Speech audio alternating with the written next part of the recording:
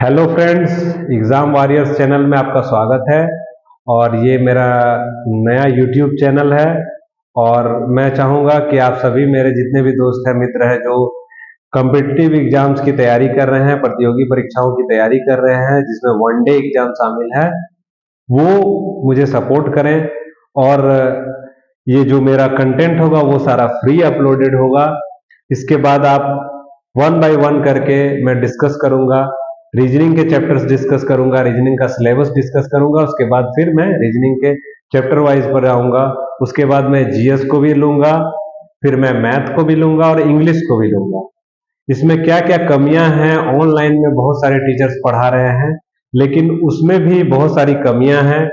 उसको रेक्टिफाई करके मैं आपके सामने सिलेबस को लेकर आऊंगा और उसके बाद मैं आपको पढ़ाने की कोशिश करूंगा। शायद ये मेरा प्रयास आपको अच्छा लगे। आप अगर अच्छा लगे तो लाइक बटन जरूर दबाइएगा और चैनल को सब्सक्राइब जरूर करिएगा। चैनल का नाम है एग्जाम वॉरियर्स 3030। उसमें मैं सारे कंटेंट जो भी डालूंगा वो सिर्फ और सिर्फ स्टडी रिलेटेड मटेरियल होंगे और इससे अलग कुछ भी नहीं डाला जाएगा इस चैनल पे। और जो लोग सब्सक्राइब करेंगे सिर्फ पढ़ाई की बातें करेंगे, पढ़ाई को छोड़कर दूसरी कोई भी बात नहीं करेंगे। चलिए हम पहले रीजनिंग का मैं क्लास शुरू करता हूं और रीजनिंग के पहले सिलेबस को समझते हैं। और वनडे एग्जाम के लिए, चाहे रेलवे हो, एसएससी हो, बैंकिंग हो, या फिर कोई भी स्टेट गवर्नमेंट हो, या फिर कोई डिफेंस का एग्जाम हो, या फिर अदर कॉम्पिटिटिव कोई भी एग्जाम हो स्टेट गवर्नमेंट का, रीजनिंग बहुत ही इंपॉर्टेंट रोल प्ले करता है। और रीजनिंग को समझने के लिए सबसे पहले उसके सिलेबस को समझना पड़ता है। जितने भी एग्जाम आज वनडे में हो रहे हैं उसमें लगभग रीजनिंग का सिलेबस सेम है। कुछ कुछ एक आध चैप्टर अलग अलग हो सकते हैं, लेकिन मैक्सिमम चैप्टर्स आपको सिमिलर मिलेंगे। तो पहले मैं सिलेबस को डिस्कस करता हूं, उसमें भी जो इंपॉर्टेंट है। सबसे पहले जो आज के सिनारियों में क्वेश्चंस आ रहे हैं, जहां से मैक्सिमम क्वेश्चंस आ रहे हैं, उसको मैं डिस्कस करूंगा। वो रेलवे में भी हो सकते हैं, वो एसएससी में हो या बैंकिंग में हो। पहले उन चैप्टर्स को मैं डिस्कस करूंगा जो बच्चों को काफी मुश्किल हो रही है उस चैप्टर में। उन सब चैप्टरों को मैं पहले डिस्कस करूंगा। आफ्टर दैट मैं इजी चैप्टर्स को लूंगा, वो बाद में होगा। वर्बल और नॉन वर्बल दो रूप में आएगा मेरा रीजनिंग। पहला वर्बल होगा, उसके बाद नॉन वर्बल को हम लोग लेंगे। नॉन वर्बल में हम लोग जो भी फिगर से रिलेटेड चीज है उसको लेंगे, लेकिन वर्बल को मैं शुरुआत कर रहा हूं। और आज मैं पहला चैप्टर कोडिंग और डिकोडिंग पढ़ाने जा रहा हूं। उससे पहले मैं सिलेबस को डिस्कस कर रहा हूं। सिलेबस को पहले समझ ले और रीजनिंग का क्या अप्रोच होना चाहिए उसको भी समझना जरूरी है। ठीक है, पहला चैप्टर पहले मैं डिस्कस कर रहा हूं सिलेबस को। आप सिलेबस को समझें, उसके बाद फिर चैप्टर वाइज हम लोग चलेंगे। और कोई भी चैप्टर मैं नहीं छोड़ूंगा, एक भी चैप्टर आप स्किप नहीं होगा।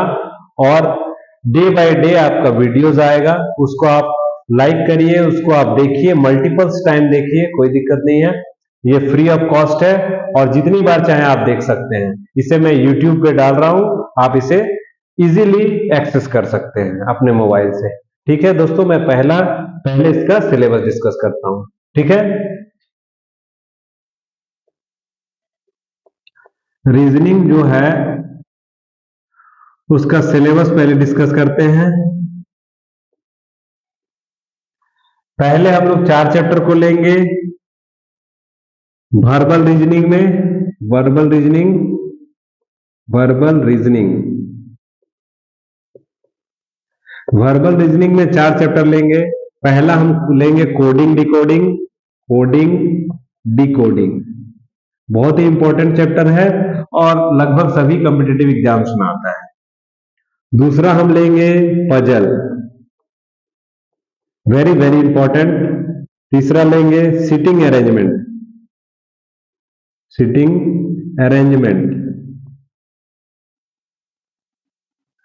और चौथा हम लेंगे statement and conclusion, statement and conclusion.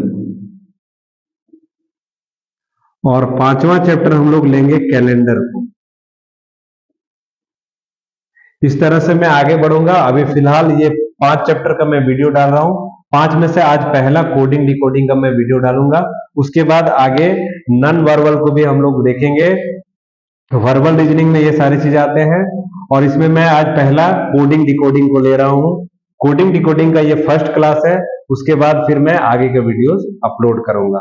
तो कोडिंग डिकोडिंग में सबसे पहले क्या हमें समझना है, ये आप आई होप कि आप लिख लिए होंगे इस चीज को, और इसको लिखने के बाद फिर मैं इसको डिस्कस करता हूं। पहला coding decoding, second puzzle, third seating arrangement, fourth statement and conclusion and fifth calendar. तो पहला मैं कोडिंग डिकोडिंग को आपके सामने डिस्कस करता हूं और बहुत ही इजी वे में करूंगा कोडिंग डिकोडिंग। देखिए, सबसे पहले कोडिंग डिकोडिंग क्यों यूज हुआ है, इसका इस्तेमाल रीजनिंग में क्यों किया गया है, इसे समझने के लिए हमें इस बात पे जाना पड़ेगा कि रीजनिंग का जो शुरुआत है वो कोडिंग और डिकोडिंग से ही हुआ। कारण इसका यह है, बहुत सारी महत्वपूर्ण जानकारियों को अगर हम छिपाना चाहते हैं, बहुत सारी ऐसी जानकारियां हैं, यदि हम उसे ओपनली बता दें तो फिर वो क्या होगा, पूरे समाज के सामने आ जाएगा और वो हमारे देश के लिए खतरा बन सकता है। तो सबसे पहले हम कोडिंग डिकोडिंग को समझेंगे। कोडिंग डिकोडिंग एक ऐसा चैप्टर है जो कि अपने आप में बहुत सारी चीजों को समाये रखता है। पहले हमें कोड करना है किसी चीज को, फिर उसे डिकोड करना है। तो इसके लिए सबसे पहले हमें नंबर्स पर जाना पड़ेगा और लेटर्स पे जाना पड़ेगा। तो सबसे पहले हम लेटर्स को डिस्क्राइब करते हैं। लेटर्स, अल्फाबेट जो है, अल्फाबेट अल्फाबेट जो है वो हमारे 26 हैं। 26 ए से स्टार्ट करते हैं, A B C D E F G H I J K L और एम। उसके बाद हम यहां पे लिखते हैं N O P Q R S T U V W X Y और जेड। इसमें हम क्या करेंगे, सबसे पहले इसको नंबर करेंगे, नंबरिंग करेंगे। नंबरिंग करने के बाद फिर हम देखेंगे कि कौन सा अल्फाबेट कितने नंबर पे आता है। तो पहला हम देखते हैं, ये 1 है, ये 2 है, ये 3 है, ये 4 है, ये 5 है, ये 6 है, ये 7 है, ये 8 है, ये 9 है, 10 11 12 13 14 15 16 17 18 19 20 21 22 23 24 एंड 25 एंड 26। ये 26 अल्फाबेट है। ये जो लिखा गया है, ये सारे अल्फाबेट एक दूसरे के अपोजिट है। जैसे ए का अपोजिट जेड है, बी का अपोजिट वाई है, सी का अपोजिट एक्स है, डी का अपोजिट डब्ल्यू है, उसी तरह से एम का अपोजिट एन है, एल का अपोजिट ओ है। इस तरह से सारे अल्फाबेट एक दूसरे के अपोजिट में लिखे गए हैं। ये सबसे इजीएस्ट तरीका है अल्फाबेट को समझने का। और अल्फाबेट में हमें याद करना है नंबर, ए किस पोजीशन पे है, जी किस पोजीशन पे है, टी किस पोजीशन पे है, उसी तरह से एन किस पोजीशन पे है। ये सारी चीजों को सबसे पहले हमें याद करना पड़ेगा। जब हम इसे याद कर लेंगे तो उसके लिए एक बहुत ही आसान ट्रिक है, जो आप जानते भी होंगे। ये बहुत ही आसान तरीका है, 5 10 15 20 और 25। अगर आप इसे याद करते हैं तो आपको बहुत ही आसानी होगी कि ई का नंबर 5 है, जे का नंबर 10 है, ओ का नंबर 15 है, टी का नंबर 20 है और वाई का नंबर 25 है। अगर आप इसे याद कर लेंगे तो आपको बहुत आसानी होगा इसका अपोजिट भी याद करने में, इसके बाद के इसके पहले के लेटर्स को भी याद करने में। ए से डी तक तो सभी को याद है, ए 1 है, बी 2 है, सी 3 है और डी 4 है। उसी तरह से ई 5 है। इसके बाद क्या होता है, जब हम एफ में आते हैं, जी में आते हैं और एच में आते हैं, तो हमें बहुत सारी चीजों को ध्यान रखना पड़ता है। जैसे ई का अगर नंबर हम याद कर रखते हैं तो ई का नंबर 5 है, एफ का नंबर 6 है। अगर आप एफ को ध्यान से देखें, एफ को अगर हम ऐसे मिला दें तो ये उल्टा 6 है। 6 कैसे होता है, ऐसे होता है, या फिर आप ऐसे लिखते हैं, इसको आप उल्टा कर दें तो एफ बन जाए। ठीक उसी तरह से जी का नंबर अगर याद रखें तो ये जो लास्ट का है ये 7 को इंडिकेट करता है, तो जी का नंबर 7 बन जाएगा। इसी तरह से अगर आप एच को याद करते हैं तो यहां से मिला दें और यहां से मिला दें तो ये क्या बन जाएगा, आपका 8 बन जाएगा। आई का बात करें तो शायद हम लोग को याद होगा कि ऐसे हम आई लिखते हैं कर्सिव लेटर में, और इसी को अगर हम थोड़ा सा और चेंज कर दें तो इस तरीके का बन जाएगा, आई का नंबर 9 हो जाएगा। जे को तो दोस्तों इसी तरह से याद रख लेना है कि जे का 10 होता है। के में अगर हम आएंगे तो के में कितने डंडे हैं? के में 2 डंडे हैं, एक डंडा 2 डंडा, एक यहाँ पर खड़ा है, दूसरा 1 2, इसको मिलाकर 1 डाल देंगे तो ये क्या हो जाएगा? के क्या हो जाएगा? 11 हो जाएगा। उसी तरह से एल, अगर एल का बात करें तो एल के लास्ट में 12 आता है ना, तो वो एल आ रहा है, इसीलिए इसको हम लोग एल फॉर 12 याद कर लेंगे। और एम का क्या होता है? एम का होता है मेरा तेरा। मेरा क्या होता है? तेरा, मेरा तेरा। उसी तरह से 14 का बात करेंगे तो एन, एन फॉर क्या होता है? नेहरू, चाचा नेहरू। चाचा नेहरू का बर्थडे कब आता है? तो बच्चों चाचा नेहरू का बर्थडे 14 नवंबर को आता है, इसीलिए एन का क्या हो गया? 14। उसी तरह से ओ तो ऐसे ही याद हो जाएगा, ओ का 15 है, ठीक है, ओ का 15 है। और उसी तरह से याद करेंगे पी का 16, पी का क्या याद करेंगे? 16। क्यू का भी याद कर लेंगे 17। उसके बाद आर आता है तो आर 18, जैसे R15 एक यामाहा की बाइक है, उसी तरह से हमें याद कर लेना है R18। आर क्या होता है? 18 होता है। और उसके बाद एस का याद करेंगे तो एस 19 होगा। और T20 हम लोग मैच देखते हैं, T20 क्या देखते हैं? क्रिकेट देखते हैं। T20 अभी चल रहा है आईपीएल जैसे, उस आईपीएल में क्या है? T20 मतलब 20-20 20-20 ओवरों का मैच होता है, इसीलिए T20।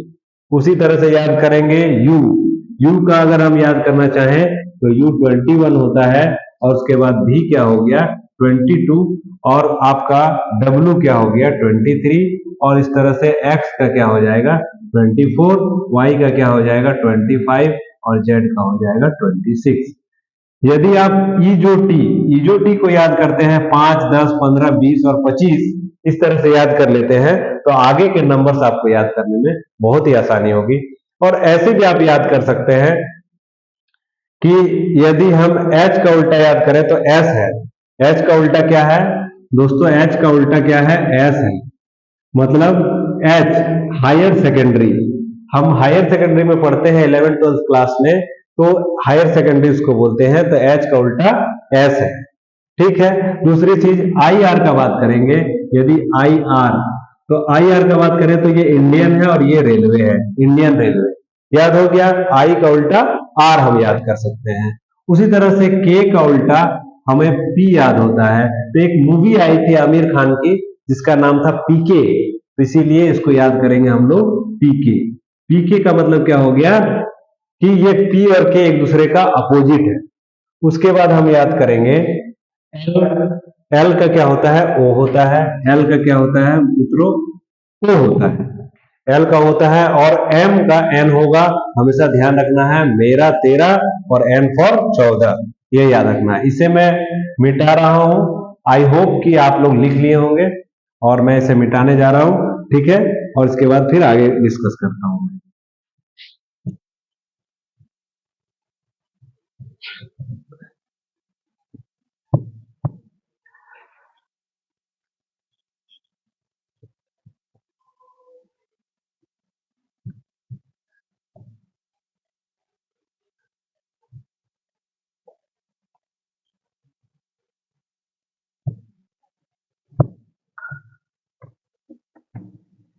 हमने एम तक डिस्कस कर लिया था, एम का उल्टा एन होता है, ठीक है। इसके बाद हम क्या करेंगे, जैसे N O P Q R S T U V W X Y and Z. तो एन का उल्टा तो एम होता है, हम जानते हैं। ओ का उल्टा एल होता है, पी का उल्टा के होता है, पी के। और क्यू का उल्टा जे याद करना है। आर का उल्टा आई होता है, इंडियन रेलवे। एस का उल्टा एच होता है। और टी का उल्टा जी होता है। जी मतलब जीटी, आप जीटी रोड के बारे में सुने होंगे। GT road, grand trunk road. Grand trunk road national highway को कहा जाता है, जो कि हमारे देश में कितनी संख्या है उसकी? 6, ठीक है। तो 6 या 7 है। तो जीटी जो हो गया वो ग्रैंड ट्रंक, याद रखना है जी का उल्टा टी है। उसी तरह से यू का उल्टा एफ है, यू का उल्टा एफ है। हम ये भी समझ सकते हैं यू और एफ को हम उफ भी बोल सकते हैं, यू एफ को हम क्या बोल सकते हैं, उफ भी बोल सकते हैं। उसी तरह से भी का उल्टा क्या हो जाएगा डी, और डब्ल्यू का उल्टा क्या होगा सी, और एक्स का उल्टा क्या हो जाएगा बी, और जेड का उल्टा सॉरी वाई का उल्टा क्या हो जाएगा बी, ठीक है। डब्ल्यू का भी का उल्टा ई होगा, और यहां पर डी होगा, और यहां पर सी होगा, और जेड का उल्टा हो जाएगा ए। ये तो तरीका हुआ। यदि आप डायरेक्ट उल्टा निकालना चाहते हैं तो 27 में से उस नंबर को घटा देना है। जैसे n का उल्टा निकालना है तो n का नंबर कितना है 14, तो n का उल्टा 14, इसका मतलब 13 आ गया। तो 13 किसका होता है m का। किसी भी चीज का उल्टा निकालना है तो सबसे आसान तरीका क्या है, 27 में से उसका नंबर को पोजिशनल नंबर को घटा देना है कि वो किस पोजीशन पे है। जैसे हमें ओ का उल्टा निकालना है, ओ का पोजीशन क्या है 15 है, इसे हम 27 से माइनस कर देंगे। 27 माइनस 15 इक्वल टू 12, और 12 किसका होता है हम जानते हैं एल का होता है, इसीलिए ओ का उल्टा क्या होगा एल होगा। उसी तरह से यदि हमें आर का उल्टा निकालना है तो आर बराबर 18 होता है, और आर 18 जो आया इसे हमें किससे माइनस करना है 27 से माइनस करना है। 27 में से 18 जाएगा तो आपके पास क्या बचेगा 9 बचेगा। 9 किसका नंबर होता है भाई, 9 नंबर होता है आई। तो इस तरह से चीज को अगर किसी भी चीज का उल्टा निकालना है, किसी अल्फाबेट का उल्टा नंबर निकालना है तो उसका अपोजिट क्या होगा, तो उसे हम 27 से माइनस कर देंगे उस अल्फाबेट के नंबर को।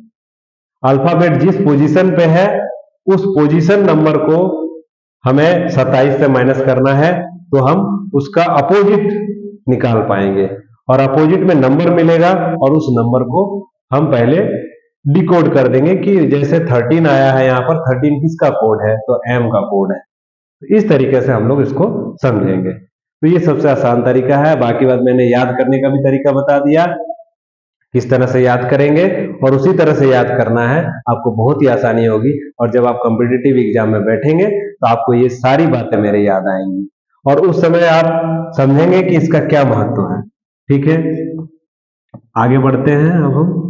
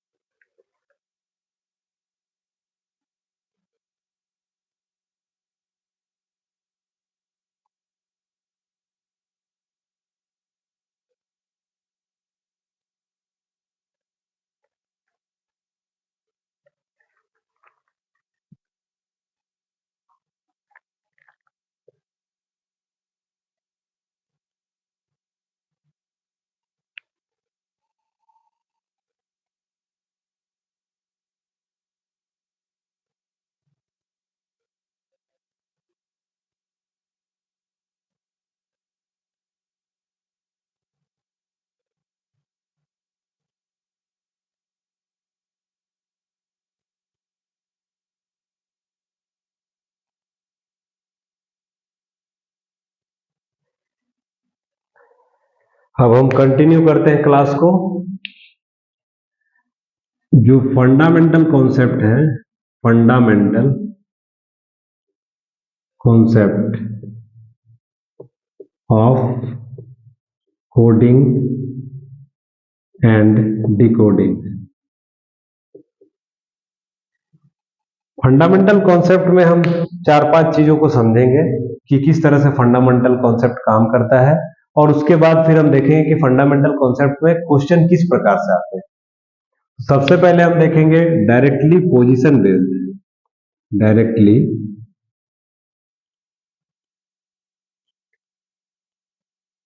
Directly position based. इसमें क्या होता है, जैसे AMCD, यदि AMCD को 1, 13, 3 और 4 लिखा जाए तो MXYB को क्या लिखेंगे? ये सवाल है। यदि AMCD को 11, 33 और 4 लिखा जाए तो MXYB को क्या लिखेंगे? यहां पे देखेंगे फ्रेंड्स कि A, M, C और D, इसका एक्चुअल कोड क्या है? A का 1 लिखते हैं, M का 13 लिखते हैं, C का 3 और D का 4। तो क्वेश्चन में भी वही है, A का 1 है, M का 13 है, C का 3 है और D का 4 है। तो इसी प्रकार से M, X, Y और B को अगर हम लिखना चाहें तो कैसे लिखेंगे? M का क्या हो जाएगा? 13, X का क्या होगा? 24, Y का 25 और B का 2। तो this will be your answer 13, 24, 25 and 2। ये आपका आंसर हो जाएगा। मतलब इस प्रश्न से आप ये समझ सकते हैं कि डायरेक्टली पोजीशन बेस्ड, जिस प्रकार का पोजीशन है उस अनुसार से नंबर को लिख दिया गया है। तो अगला में भी वही पूछा जा रहा है कि इसका पोजीशन इस तरह का है तो नंबर क्या आएगा? इसका पोजीशन ये है और इसका नंबर ये है। ठीक, अब मैं ये सेकंड फंडामेंटल कॉन्सेप्ट को डिस्कस करूंगा। पहला तो हो गया, अब दूसरे को मैं डिस्कस करता हूं।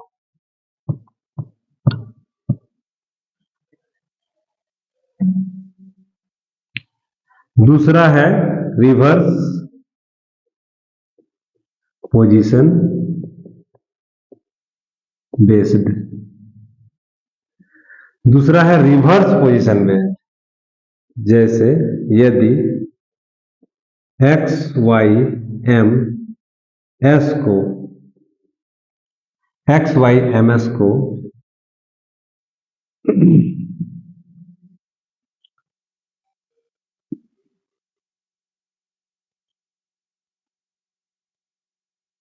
3,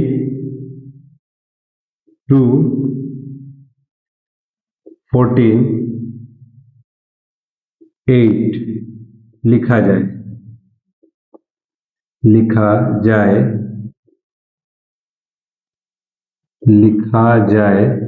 तो AMCD को क्या लिखेंगे? यदि X, Y, MS को 3, 2, 14, 8 लिखा जाए तो AMCD को क्या लिखेंगे? तो इसका सॉल्यूशन इस प्रकार होगा, X, Y, M और S। X का एक्चुअल वैल्यू क्या है? 24, Y का 25, M का 13 और S का 19। अगर रिवर्स कर दे, उल्टा कर दे, तो X का उल्टा क्या आ जाएगा? C आएगा। C का वैल्यू क्या है? 3।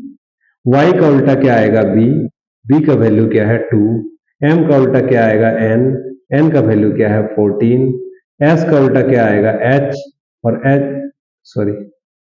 यहाँ पर H आएगा और H का वैल्यू क्या है? 8। तो इस प्रकार हम देख पा रहे हैं कि 3, 2, 14 और 8, 3, 2, 14 और 8 इस तरह से लिखा गया है। तो AMCD को क्या लिखेंगे? A, M, C और D। A के लिए हम क्या लिख सकते हैं? A का उल्टा, A का एक्चुअल पोजीशन 1, M का एक्चुअल पोजीशन 13, C का एक्चुअल पोजीशन 3 और D का एक्चुअल पोजीशन 4। A का एक्चुअल पोजीशन 1 है, लेकिन इसका अपोजिट बात करेंगे, क्या आता है? Z, that is 26। और M का उल्टा क्या होता है? N, that is 14। C का उल्टा क्या आता है? X, that is 24। और D का उल्टा क्या आता है? W। D का उल्टा क्या आता है? W, that is 23। then your answer will be 26, 14, 24, 23। इसका मतलब है ये कि हमें क्या है, उल्टे मानों को लिखना है इसमें। जो एक्चुअल में जो वैल्यू दिया गया है उसका उल्टा मान यहाँ पर लिखा हुआ है, उसी तरह से यहाँ पर एक्चुअल में इसका कुछ वैल्यू होगा और उसका उल्टा मान को हमें लिख देना है। पहले एक्चुअल वैल्यू देख लेना है, जैसे a का 1, m का 13, c का 3 और d का 4। तो इसे उल्टा जब करेंगे तो a का उल्टा क्या होता है z, m का उल्टा क्या होता है n और c का उल्टा x, उसी तरह से d का उल्टा w। तो उसी तरह z का वैल्यू 26, n का वैल्यू 14, x का वैल्यू 24 और w का वैल्यू 23। तो इस तरह से चीजों को जब हम समझेंगे तो हम देख पा रहे हैं कि रिवर्स पोजीशन बेस्ड भी हमारे सवाल आते हैं। अब रिवर्स पोजीशन बेस्ड भी हमारे सवाल आते हैं। अब हम आगे बढ़ते हैं तीसरे पॉइंट पे।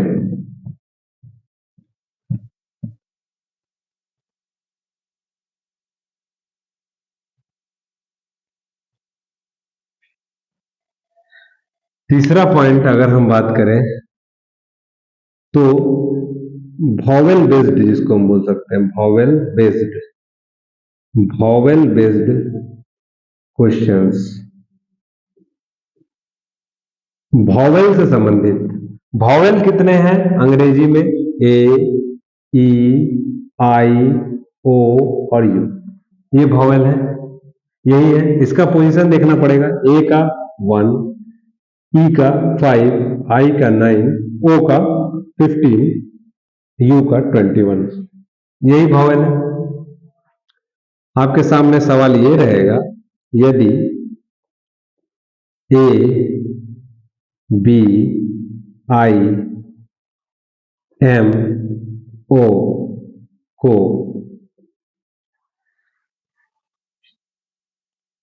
1, 3, 9, 13 और 16 लिखा जाए तो एक्स, ओ, ई,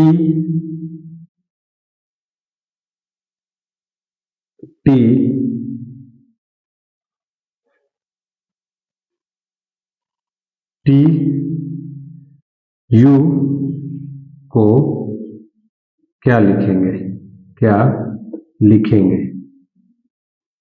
ये आपके सामने सवाल रहेगा।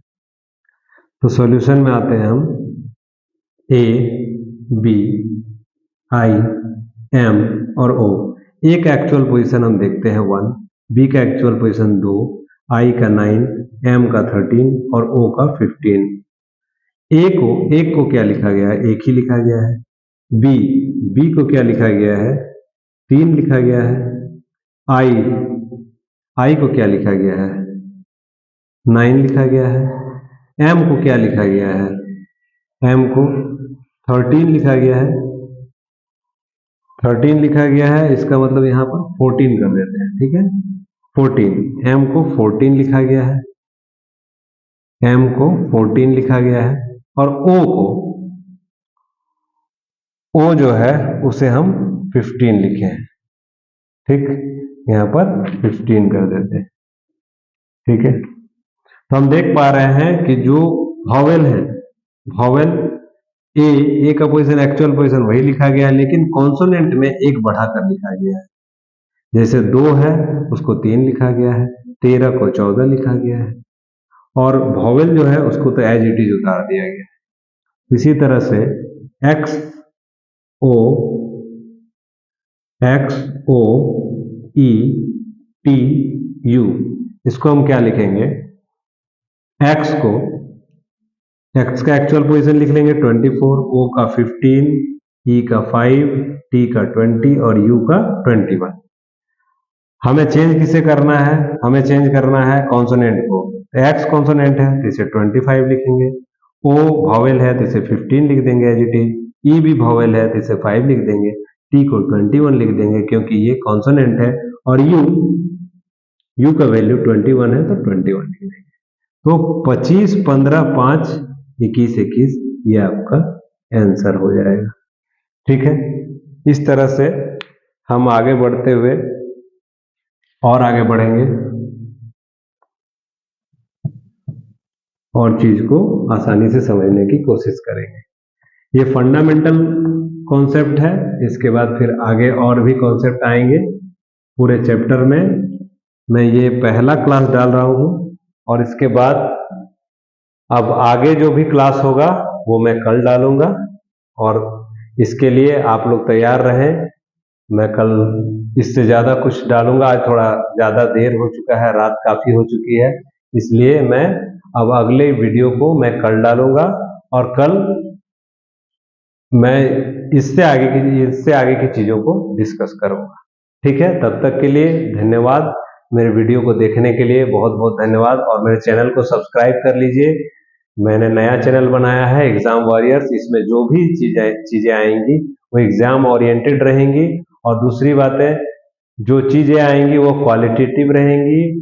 किसी भी आप टीचर से, बहुत सारे टीचर से पढ़ रहे होंगे, लेकिन सभी लोगों ने कुछ ना कुछ स्किप किया है।